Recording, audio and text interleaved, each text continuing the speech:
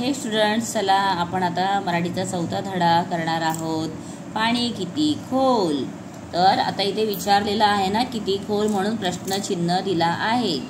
चला तर आपण या सुरुवात करूया धड्याला. त्याच्या आधी आपण इथले दिलेली जी चित्र आहेत ना ते पाहूया.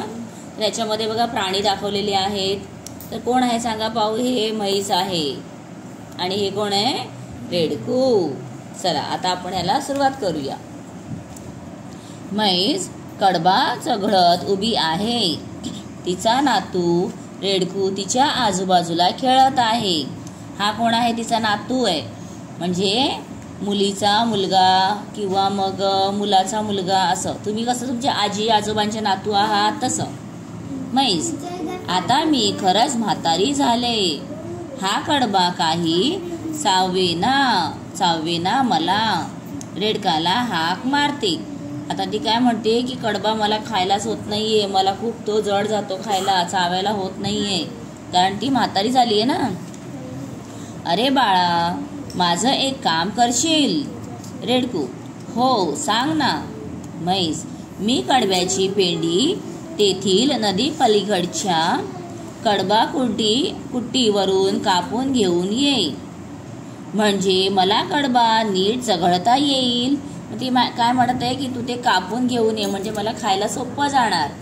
रेडकू दे मला पेंडी बांधून. एक रिकाम पोतं सुद्धा दे कुट्टीसाठी. आता कापून घेऊन येतो. तो काय म्हणतो आत्ता कापून घेऊन येतो. म्हणजे तो काय करणार ते कडबा घेऊन जाणार आणि समोर जाऊन नदीच्या तिथे जाऊन तो पलीकडे जाऊन ते कापून आणणार आहे. तर आता पुढे काय म्हणत आहे. म्हैस रेडकाच्या पाठीवर कडब्याची पेंडी बांधून देते. रेडकू उड्या मारत नदी किनाऱ्याजवळ पोहोचतो. रेडकू स्वतःलाच काय म्हणतोय. नदी तर आली. पाण्याचा किती मोठा आवाज येतोय. पाणी भरपूर दिसतंय. मी जाऊ शकेन का नदी ओलांडून. कोणाला विचारावं बरं. तर आता रेडकूला प्रश्न पडलेला आहे की जे नदीतलं पाणी आहे ते खूप जास्त दिसतंय त्याला आणि पाण्याचा आवाज किंवा हे सगळं पाहून तो घाबरलेला आहे. तर ते इकडे तिकडे पाहते. बैल काका नदीजवळ चरताना दिसतात. त्यांच्या जवळ जाते. आता त्याला कोण दिसत आहे.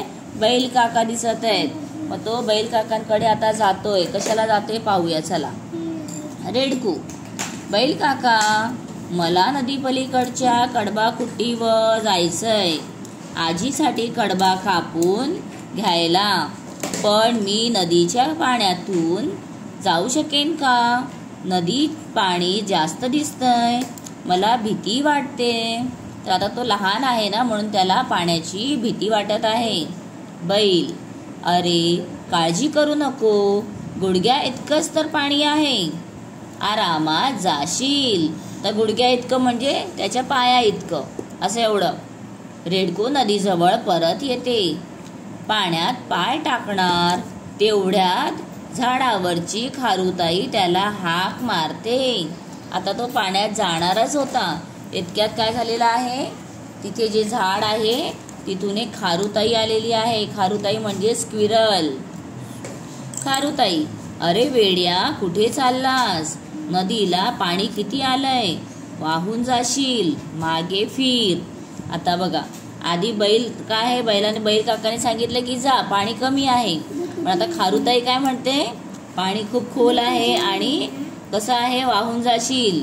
म्हणून ती त्याला आता मागे फिरायला सांगत आहे. म्हणजे पुढे जाऊ नकोस नदीमध्ये जाऊ नकोस असं सांगत आहे. रेडकू खारुताई पाणी जास्त नाहीये असं बैल काकांनी सांगितलंय. मला आरामात जाता येईल असं ते म्हणाले. खारुताई मुळीच नाही. कालच आमची एक मैत्रीण पाण्यातून पलीकडे जाताना वाहून गेली. असा वेडेपणा करू नको. मागे फिर. बघा आता खारुताईला काळजी वाटते आणि तिची मैत्रीण काय आहे पाण्यात काल वाहून गेलेली आहे. रेडकू विचारात पडते. गोंधळून जाते आणि घरी परत जायला निघते. घरी लवकर आलेले पाहून म्हैस आजी विचारते. आता तो जात नाही ना. मग म्हैस आजी म्हणते एवढ्या लवकर कसं काय आला. तर म्हैस का रे लगेच परत आलास. कुट्टी बंद होती का? रेडकू, नाही ग आजी, मी कुट्टीला गेलोच नाही, नदीपासूनच परत फिरलो, नदीला पाणी खूप जास्त आलंय. म्हैस, अरे असं कसं होईल? सकाळीच तर गाढव दादा आला नदी पार करून, त्याच्या पोटापर्यंत सुद्धा पाणी नव्हतं, असं तो म्हणत होता. आता जो गाढव आहे, गाढव दादा, तो सकाळी म्हशीला भेटलेला आहे, म्हणजे आजीला, आणि त्याने सांगितलं आहे की पाणी अगदी कमी आहे म्हणून. रेडकू, अगं मला बैल काका म्हणाले की पाणी कमी आहे, पण खारुताईने सांगितलं की तिची मैत्रीण पाण्यात वाहून गेली, मग मी घाबरलो आणि परत आलो. म्हैस, अरे नीट विचार कर, बघा आता काय कारण आहे ते आपल्याला कळेल. बैल काका किती उंच आहेत आणि खारुताई किती बुटकी आणि छोटी, मग तिला पाणी जास्तच वाटणार ना.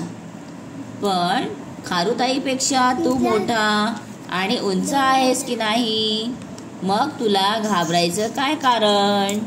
रेडकू, खरंच की, आलं माझ्या लक्षात, आत्ता घेऊन येतो तुझ्यासाठी कडबा कापून. ते उड्या मारत नदीकडे जाते.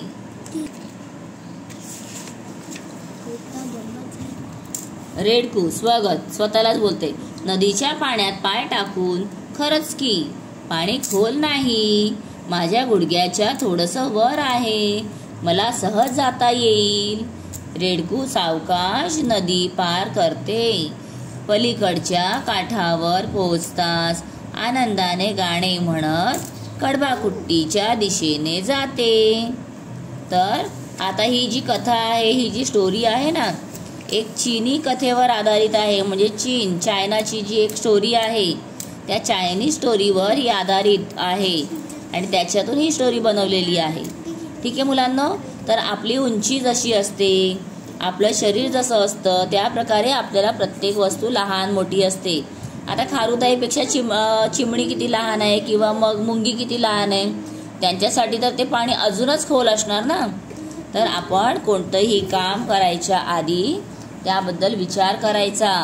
फक्त कोणी सांगत आहे म्हणून त्याला लगेच फॉलो करायचं नाही, आपलं डोकं चालवायचं आणि विचार करून मग पुढचं काम करायचं. चला शब्दार्थ पाहूया. कडबा, ज्वारी बाजरीची कणसे कापून घेऊन उरलेला गुरांना खाण्याचा भाग, वैरण, त्याला वैरण पण म्हणतात. कडबाकुट्टी म्हणजे काय? कडब्याचे बारीक बारीक तुकडे करणारे यंत्र म्हणजे मशीन. चघळणे, खाण्याचा पदार्थ तोंडात घोळवणे, म्हणजे आपण कोणताही पदार्थ तोंडात घातला की त्याला चावतो ना, म्हणजे आपण चघळतो. ठीक आहे, चला आपण पुढच्या व्हिडिओमध्ये ह्याचा स्वाध्याय बघायचा आहे. तर हा व्हिडिओ तुम्हाला आवडला असेल तर तुमच्या मित्रांपर्यंत पोचवा, त्यांना शेअर करा. नवीन असाल तुम्ही तर चॅनलला सबस्क्राईब करा, म्हणजे माझे येणारे व्हिडिओज तुम्ही पाहाल. भेटूया पुन्हा. Bye bye, take care.